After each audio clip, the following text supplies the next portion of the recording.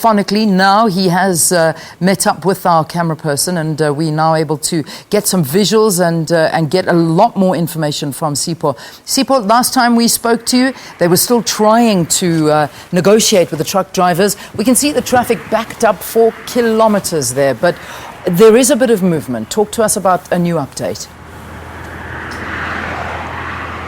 Yeah, a very good morning to you once again, Leon, and our viewers at home. And well, there is a bit of movement, but it's not much movement at all. The truck drivers are still blockading the N14 towards Pretoria, and the Metro Corps are obviously trying to negotiate, but right now they don't seem to be very successful at that. If the camera person can just pan, you will see that the motorists are on the road. Some of us are greeting us as they're seeing the cameras because, well, there's not much else to do than just to wait and see how the situation goes. However, on the other side of the freeway, traffic is flowing, and what we're seeing is that frustrated motorists are now making U-turn and turning and going towards the Pretoria, the Johannesburg route. If the camera can also just show you that route, because you can see on the opposite side here on the N14, it is quite flowing, indicating that the trouble is only when you are heading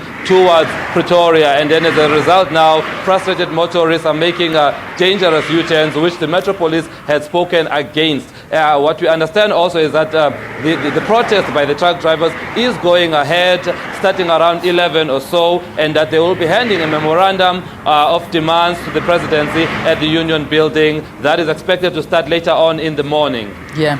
Just in terms of their demands and what's going on, let's get a bit of an understanding about that, because I believe that I'm actually just watching a vehicle next to you now that's probably going to try and do a U-turn, but that's on a side note. Just in terms of the demands of these truck drivers, what are they wanting? What are their grievances?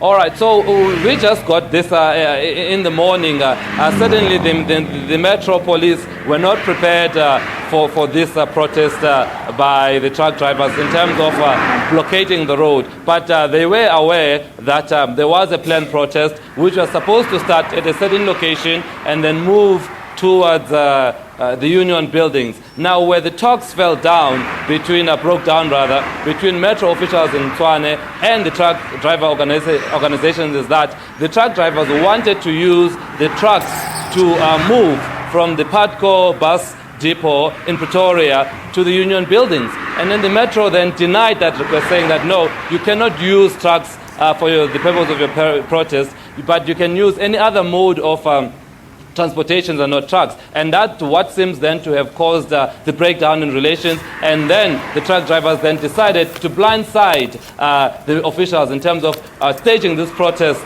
on our freeways. And what we understand, and obviously the details are a bit sketchy, we will get more of the details when they hand that memorandum, but at this point in time, what we know that the protest has to do with Eskom deciding to go the nuclear route, meaning that then we would have a lot of coal truck drivers out of business as a result of that. And right now, that is the information that we have, that they are protesting against that deal. They are protesting to save their jobs should the nuclear deal go through, meaning that coal will be used less.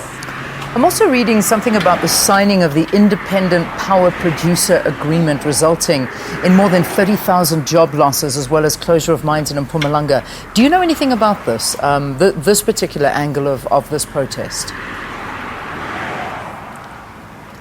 Well, we did get that information that also there has been some job losses due to the signage of that contract. However, of course, all the details will be fleshed out. But you do get a feeling that, of course, all of this has to do with the coal mining industry seemingly losing jobs and in danger of losing more with the nuclear deal that is coming through. So you do get a sense of panic in the coal mining industry, and that is why they are staging this protest. They will, of course, give us more information as to exactly what their concerns and why they've had to stage, quite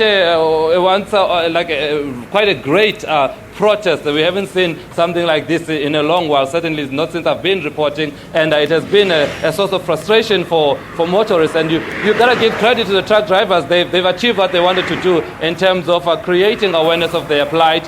This has been quite, a popular topic on social media, and certainly all the motorists are here frustrated, traffic going back for kilometers, and motorists being on the roads for hours. So in terms of, if you look at the side of the truck drivers, well, it's a job well done, but it is a nightmare for traffic officials, a nightmare for drivers. Yeah, well, we'll continue to chat to you and get more updates as to this situation that's unfolded. This is the N1, the N4, the M4, and the R21 all heading into Pretoria. It's a go slow. You can see the vehicles are going very, very slowly now. They're trying to move these trucks, and Sipho Stearman is there on the side of the highway. Thank you so much for giving us that report, and of course to the cameraman as well that's operating the live view. So